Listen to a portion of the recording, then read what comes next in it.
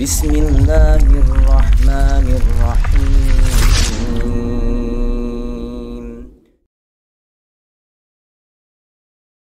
Assalamualaikum warahmatullahi wabarakatuh.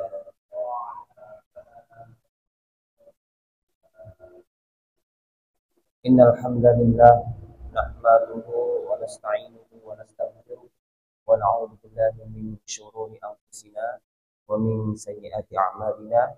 May yahdihillahu fala mudilla lahu wa may yudlil fala hadiya lahu. Asyhadu an la ilaha illallah wahdahu la syarika lah wa asyhadu anna Muhammadan abduhu wa rasuluh la nabiyya ba'dah. Allahumma shalli ala Muhammad wa ala ali Muhammad kama shallaita ala Ibrahim wa ala ali Ibrahim innaka Hamidum Majid.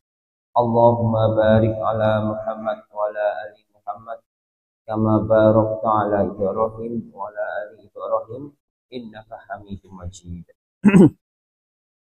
Bapak Ibu jamaah Masjid Sulaiman Arif Abdillah yang dirahmati Allah Subhanahu wa taala.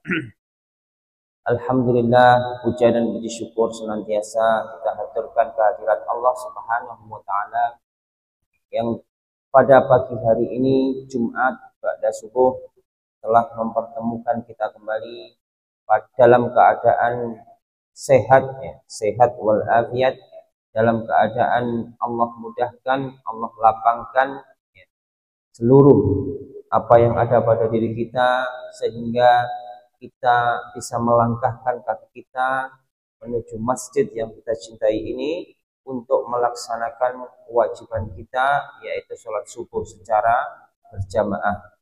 Dan nikmat yang paling besar yaitu berupa nikmat iman, Islam yang insya Allah senantiasa ada pada diri kita, insya Allah sampai kita bertemu dengan wajah Allah. Amin, amin ya rabbal alamin.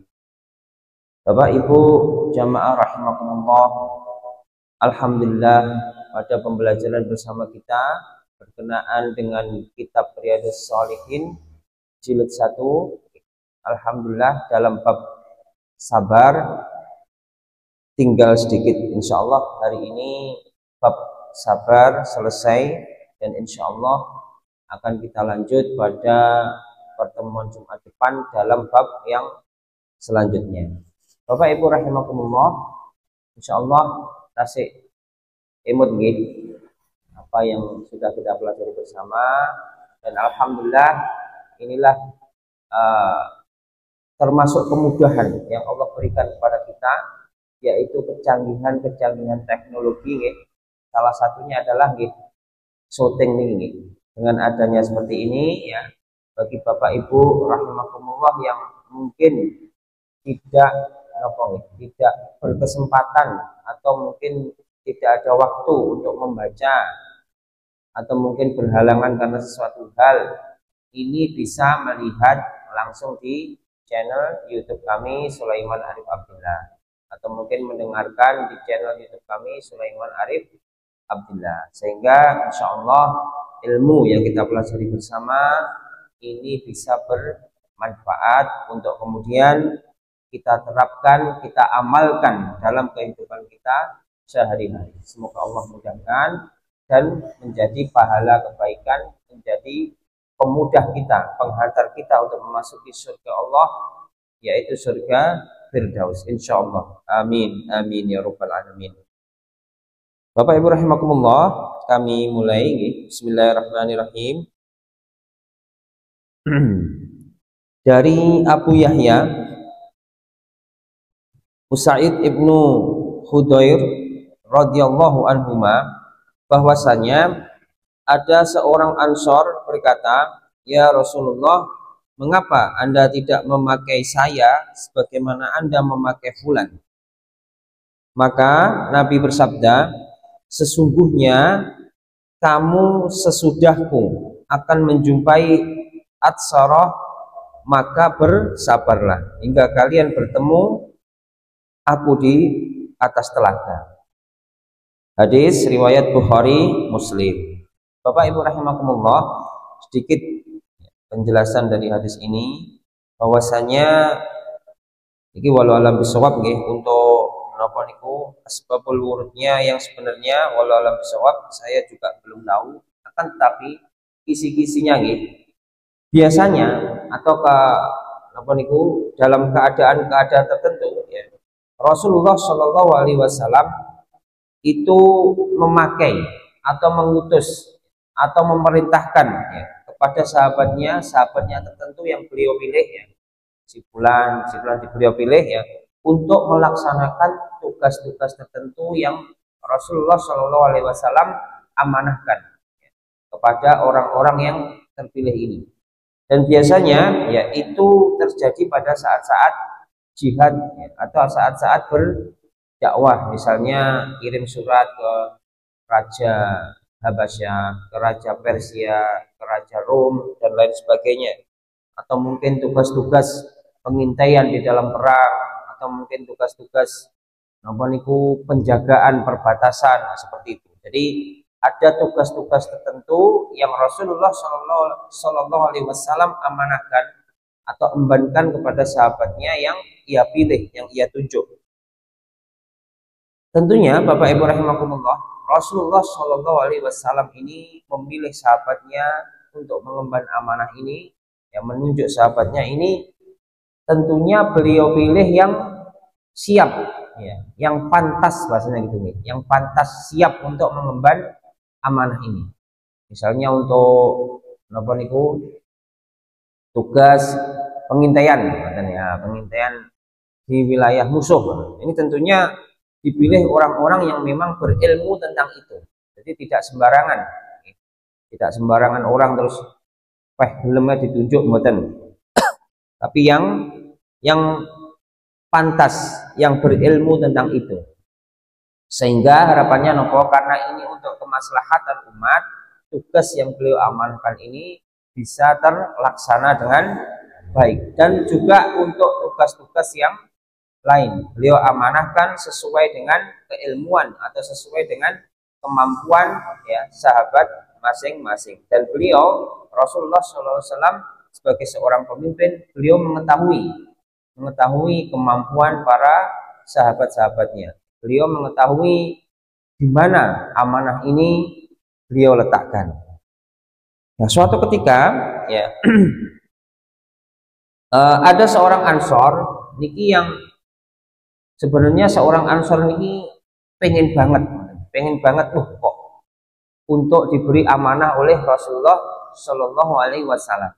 Amanah apapun dia itu menunggu, pengen banget kok untuk aku. Dan itu kalau napa niku nggih. Jadi para sahabat niki bersemangat untuk menerima amanah, untuk menerima perintah dari Rasulullah Shallallahu Alaihi Wasallam. Nah, sahabat Ansor ini nggih ngoten. Dia bersemangat ya, menunggu, berharap agar dia yang terpilih untuk mengemban amanah dari Rasulullah Shallallahu Alaihi Wasallam. Akan tetapi qadarullah tidak dipilih-pilih, tidak setiap ada tugas tidak dipilih dan demikian seterusnya. Hingga suatu ketika sahabat ini sambat atau menyampaikan hajatnya ini kepada Rasulullah Shallallahu Alaihi Wasallam. Dalam hadis ini disebutkan, mengapa anda maksudnya Rasulullah tidak memakai saya sebagaimana anda memakai fulan? Ya Rasulullah, kok mboten kula niki kok mboten didamel, kula niki kok mboten diperintah, diberi amanah seperti halnya sahabat-sahabat yang lain. Maka ya niku Nabi bersabda, sesungguhnya kamu sesudahku akan menjumpai atsarah ya, maka bersabarlah hingga kalian bertemu aku di atas telaga. Artinya napa? Jawaban Rasulullah Shallallahu Alaihi Wasallam ini, sahabat ini kan takut nggih, aku tahu dikongkon, jangan-jangan saya ini terhina atau jangan-jangan saya ini naudzubillah min dzalik ahli neraka, naudzubillah. Ini jawaban Rasulullah Shallallahu Alaihi Wasallam ini menunjukkan bahwasanya beliau atau sahabat Ansor ini tidak diutus atau tidak diperintah oleh Rasulullah bukan karena hal-hal yang buruk, bahkan sebaliknya ya, sahabat Ansor ini ya diperintahkan oleh Rasulullah untuk bersabar hingga bertemu Rasulullah di atas telaga Rasulullah Sallallahu Alaihi Wasallam. Dan kalau sudah bertemu Rasulullah di telaga ya kelak ya nanti ya, berarti ini insya Allah sebagai ahli surga. Jadi dalam kisah ini ya Rasulullah Sallallahu Alaihi Wasallam ini menunjuk sahabatnya ya atau memberi amanah kepada sahabatnya tadi bukan dari napa niku, bukan berarti kalau tidak ditunjuk niku terus sahabat ini sahabat yang jelek, sahabat yang perangainya buruk atau naudzubillah min dzalik bahkan sahabat ini ahli neraka, mboten. Akan tetapi amanah itu beliau embankan ya, beliau amanahkan sesuai dengan keahlian masing-masing ya, sesuai dengan keahlian masing-masing. Sehingga harapannya ini wow, amanah itu bisa terlaksana dengan baik. Dan naudzubillah min dzalik. Bapak Ibu rahimakumullah, pada zaman kita sekarang ini banyak sekali kita jumpai ya, amanah-amanah itu diletakkan bukan pada tempatnya. Amanah-amanah itu diletakkan pada orang-orang yang bahkan jauh dari keilmuan tentang amanah itu, sehingga yang terjadi nopo amburadul, demo di mana-mana, ya, kegaduhan di mana-mana, ketidakadilan, kezaliman di mana-mana. Karena salah satunya adalah amanah itu tidak diletakkan pada tempatnya, tidak diletakkan pada orang-orang yang memang pantas, orang-orang yang memang berilmu untuk mengemban amanah itu. Salah satunya yang mencolok niku nggih. Zaman sekarang itu artis, artis bisa jadi apa niku anggota dewan. Yang notabene anggota dewan itu adalah orang-orang yang membuat kebijakan. Sehingga nggih tentunya jadinya kurang baik. Akan lebih baik kalau tugas-tugas itu diemban oleh orang-orang yang memang berkecimpung di dalamnya, orang-orang yang memang berilmu di dalamnya. Kami lanjutkan dari Abu Ibrahim Abdullah ibnu Abu Awfa radhiyallahu anhu bahwasanya Rasulullah Shallallahu Alaihi Wasallam pada sebagian hari-hari perangnya menunggu musuh, jadi nunggu hingga tatkala matahari telah tergelincir, beliau berdiri di tengah-tengah mereka dan bersabda, "Wahai manusia, janganlah kamu mengharap bertemu musuh, mohonlah keselamatan kepada Allah. Maka apabila kamu bertemu mereka, ya musuh tadi, maka bersabarlah dan ketahuilah bahwasanya surga itu di bawah bayang-bayang pedang." Kemudian Nabi Shallallahu Alaihi Wasallam berdoa, "Ya Allah, Zat yang menurunkan Alkitab, ya, maksudnya Al-Quran, yang menjalankan awan dan yang menghancurkan musuh-musuh, hancurkanlah mereka dan menangkanlah kami atas mereka." Hadis riwayat Bukhari Muslim. Bapak Ibu rahimakumullah, ini adalah salah satu perintah Rasulullah agar kita itu senantiasa menjaga keamanan, kedamaian, ketentraman. Jadi sampun basa Jawa ini napa? Kemelelet. Oke, peh kuwate wedi musuhe digulai. Nah, musuhe ditunggu. Arti napa niku dihajar atau dinopo lah. Intinya apa? Dia berharap untuk bertemu atau segera bertemu dengan lawannya. Nah, ini oleh Rasulullah Shallallahu Alaihi Wasallam dilarang. Karena apapun itu ya, sekuat apapun itu, seseorang itu kalau bertemu dengan musuh atau bertemu dengan orang yang memusuhi dia, itu nggih rasanya mboten penak. Pasti ada tekanan, sedikit atau banyak pasti ada tekanan di batinnya. Bahkan seorang petinju terkenal ini, alhamdulillah dia sudah mualaf, sudah masuk Islam. Insya Allah jenengan tepang kali Mike Tyson, tepang nomor Mike Tyson ya. Kapan lah kenalan nih? Masya Allah, ini Mike Tyson ini petinju yang terkenal di era 80-an gitu, 80-90-an gitu. dan alhamdulillah sekarang masih sehat, dan beliau adalah seorang mu'alaf masuk Islam. Semoga Allah senantiasa meridhoinya di setiap langkahnya ya. Ini Mike Tyson ini setelah tua sekarang ini guys, sudah umur 50 pinten ngoten. Ini beliau ngaku ya, membuat suatu pengakuan bahwasanya sebenarnya ya, seorang Mike Tyson yang kuat ya, yang pukulannya katanya kayak ditabrak truk. Dalam Mike Tyson raos kados ketabrak truk. Niku pengakuan beliau sebelum beliau naik ring ya, sebelum beliau naik ring ini masih di camp atau masih berjalan tuh sebenarnya beliau itu juga takut. Beliau itu juga dalam tekanan. Beliau juga takut kingko kalah atau menang ngoten. Mana musuhnya luwih gede. Beliau juga tertekan sebenarnya. Bukan berarti seorang Mike Tyson itu terus melenggang begitu saja tanpa rasa takut, mboten. Sebenarnya beliau juga ngaku sakjane iki yo wedi. Sakjane yo kuwatir engko gek kalah. Ya, tapi qadarullah ya karena sudah menjadi pekerjaan ngoten nggih, pekerjaan beliau maka nggih masih wedi nggih maju mawon. Artinya nopo? Seseorang itu kalau bertemu dengan musuhnya, apapun keadaannya, sesiap apapun dia, itu tetap ada tekanan, tetap ada rasa was-was, rasa takut. Karena sesungguhnya kemenangan itu hanyalah milik Allah, bukan karena kesiapan, bukan karena kekuatan, bukan karena banyaknya kawan, bukan karena persenjataan yang lengkap, mboten. Kemenangan itu hanyalah milik Allah Subhanahu wa taala. Jadi seberapapun itu keadaannya, sebaik apapun tetap ada rasa was-was, rasa takut, takut akan kegagalan, takut akan kalah. Jadi dalam hadis ini Rasulullah Shallallahu Alaihi Wasallam memerintahkan ya agar kita ya tidak mengharap untuk bertemu musuh apapun itu, musuh sekecil apapun itu kita tidak berharap untuk bertemu dengannya. Agar nopo yang kita jaga adalah ben tentrem, damai, aman, rasane penak ngoten nggih.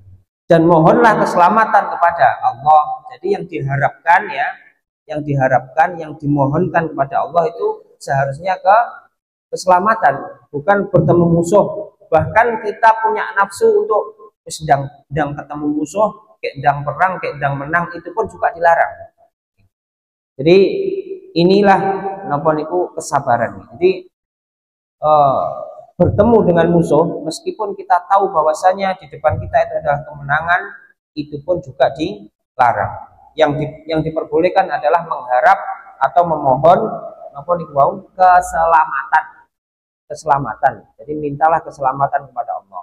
Nah, keselamatan itu salah satunya adalah kita dihindarkan oleh Allah Subhanahu wa taala dari musuh-musuh kita. Jadi tidak usah perang, musuhe wis ngadoh dhewe, musuhe wis wedi karepe dhewe. Itulah keselamatan ngoten nggih.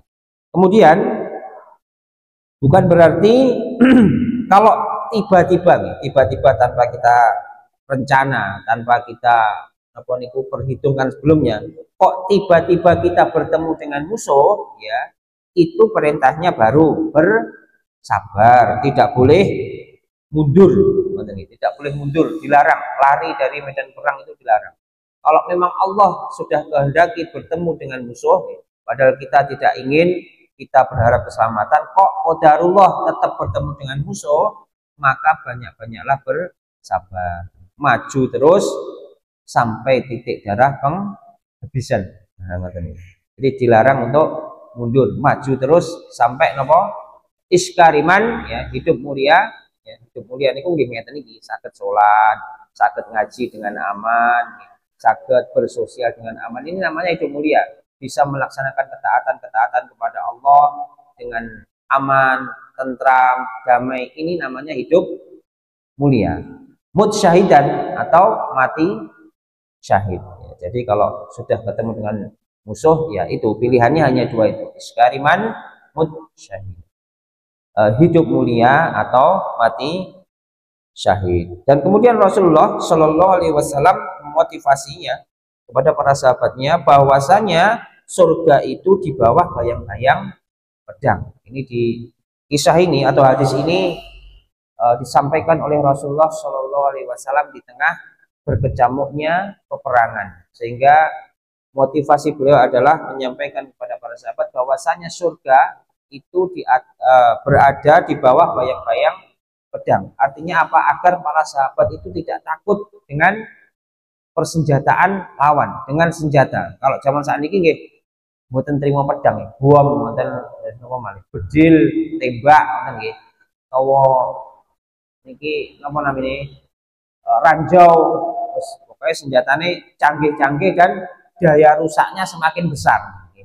Sekali jeleng ndak mek wong siji, bisa puluhan, bisa ratusan, bahkan bisa jutaan. Sehingga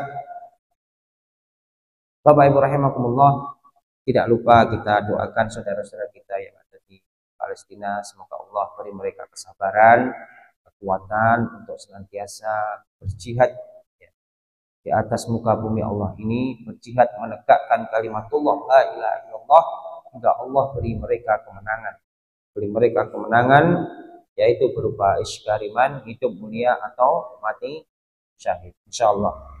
Jadi kecamuk atau huru hara perang itu seperti yang kita lihat di media-media, ada ngoten niku zaman sekarang niku tidak bisa dibayangkan.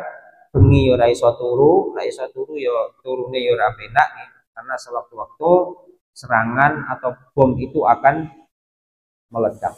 Dan mboten kados riyen kan jarak pendek berhadapan-hadapan. Kalau sekarang bisa jadi musuhnya jaraknya puluhan atau ratusan kilometer. Rudalnya dikirim dari jarak jauh sudah bisa menjangkau lawan. Nah, ini sing semakin apa niku nggih? Semakin menguatkan kesabaran para mujahid-mujahid Allah ini. Karena lawannya sudah sedemikian canggih, bahkan tidak kelihatan ya. Kemudian ya Nabi Shallallahu Alaihi Wasallam berdoa, ya Allah, Zat yang menurunkan Alkitab ini maksudnya Al-Quran, yang menjalankan awan dan yang menghancurkan musuh-musuh, ya, hancurkanlah mereka dan menangkanlah kami atas mereka. Ini jangan lupa pada setiap perjuangan kita, pada setiap langkah kita, senantiasalah berdoa, meminta kepada Allah Subhanahu wa Ta'ala. Ini bukan dalam perang tong, ya.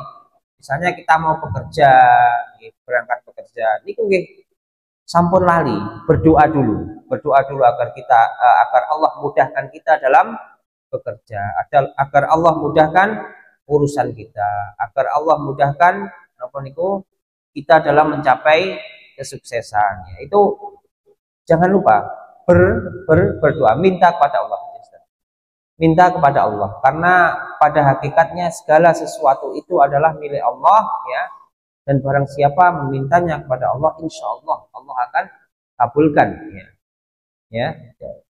Dan barang siapa yang menyombongkan diri, maksudnya misalnya bekerja, ya, Allah beri kesuksesan, ya, karena dia tidak berdoa, ya, mungkin orang kafir, sehingga dia merasa kesuksesan itu karena dirinya, karena kehebatannya, ya, karena kerja kerasnya. Naudzubillah min dzalik. Ini salah satu bentuk kesombongan. Bahkan sekali-kali tidak, ya.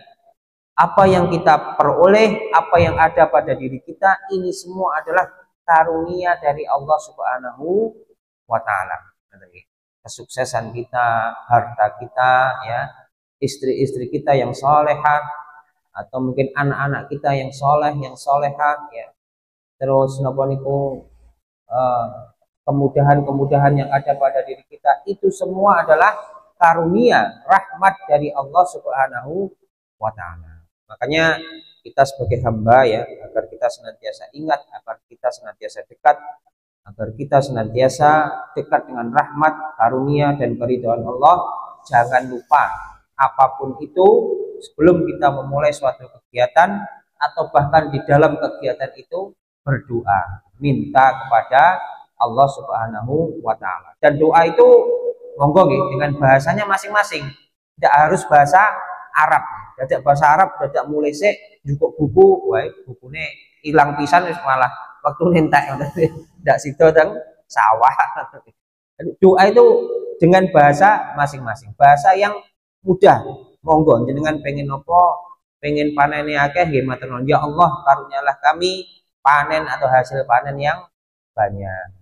Dan disunahkan di dalam berdoa, sebelum kita berdoa kita mengucapkan Asmaul Husna atau nama-nama Allah Subhanahu wa taala. Ya Ghaffar, ya Aziz, atau kalau bahasa Indonesianya ya Allah yang Maha Pengasih, Penyayang, Pengampun, ya Allah yang Maha Kaya, dan seterusnya. Ada 99.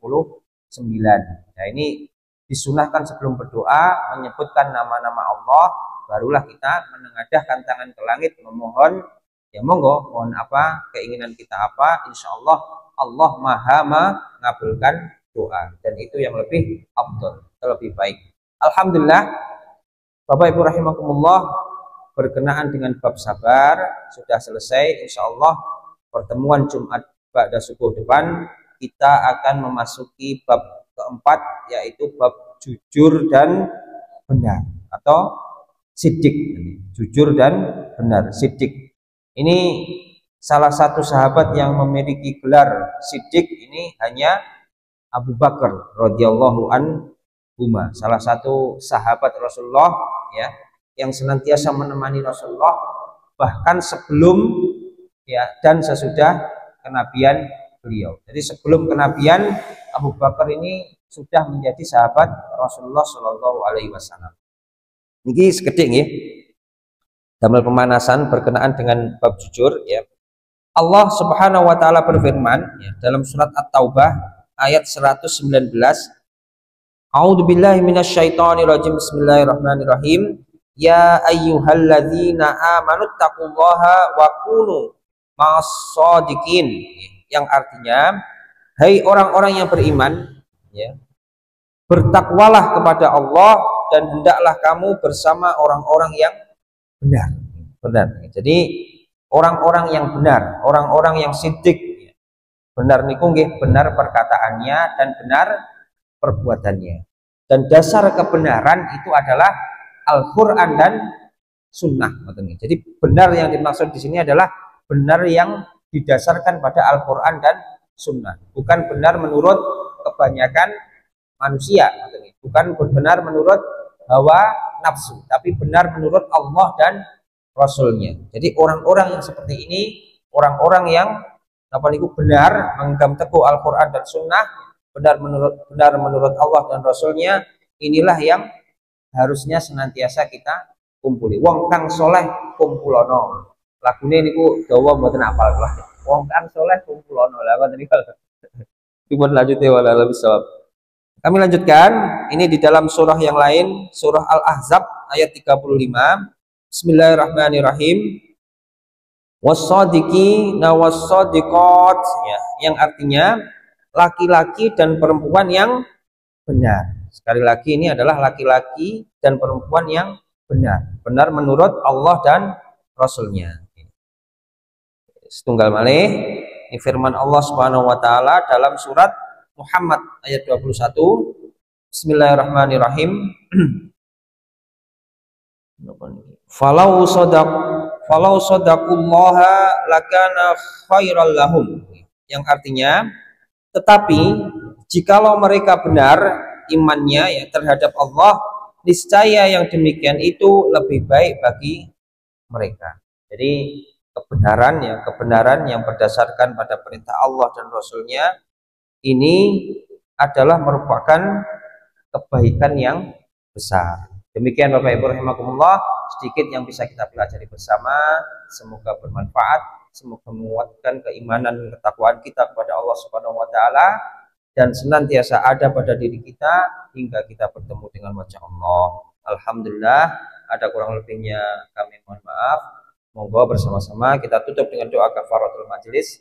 Subhanakallahumma wa bihamdika asyhadu an la ilaha illa anta astaghfiruka wa atubu ilaik. Wassalamualaikum warahmatullahi wabarakatuh. أضفيت على الحسن العبقى